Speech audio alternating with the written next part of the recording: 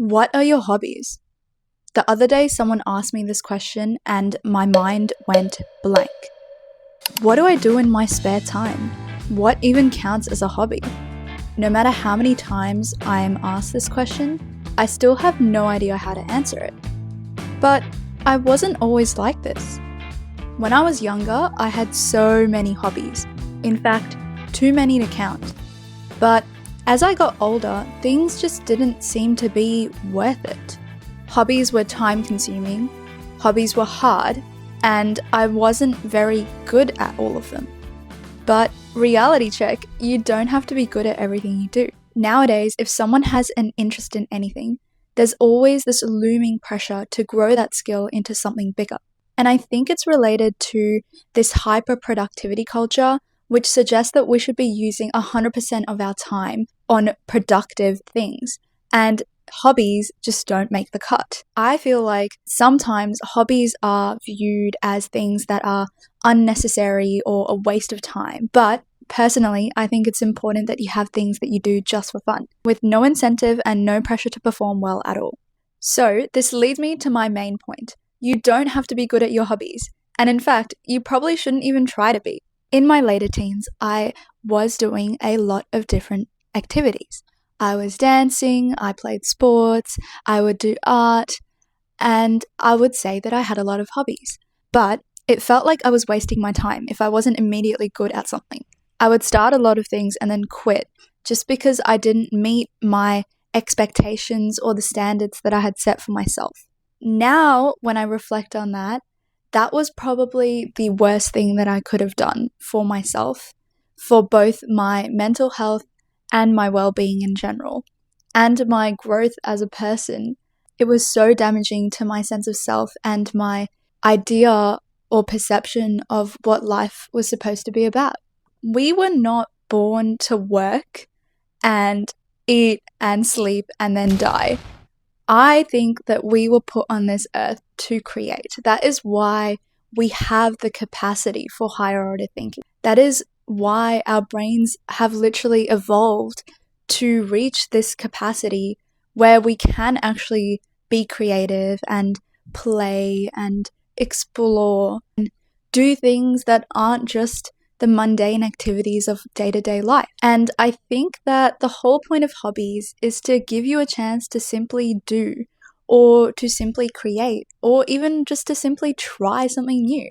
And when you adopt this mindset, it makes it so much easier to actually try out something new without the commitment or the worry of needing to be good at that thing.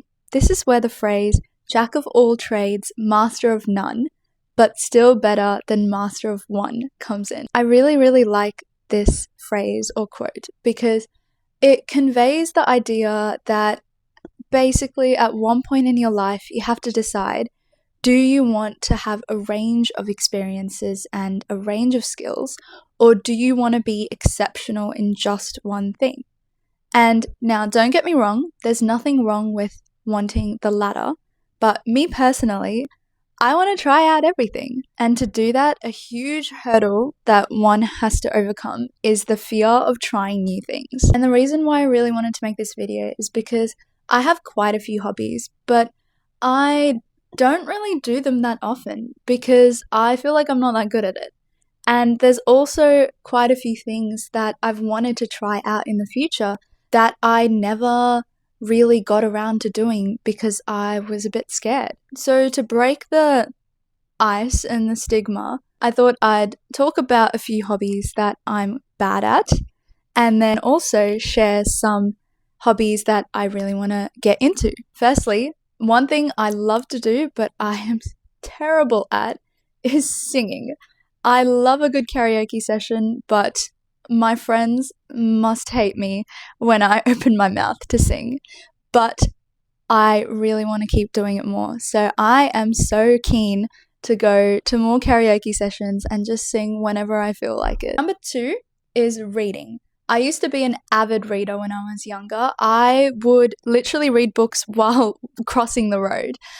You wouldn't catch me without a book. But as life got busy, I stopped slowing down to pick up a book and actually read it. And now I have a stack of books on my bedside table that are just waiting to be read, and I just haven't got around to them. And so something I really want to do is read some more, as a very bad reader myself. Next is my hobby of drawing and painting. I wouldn't really call myself an artist.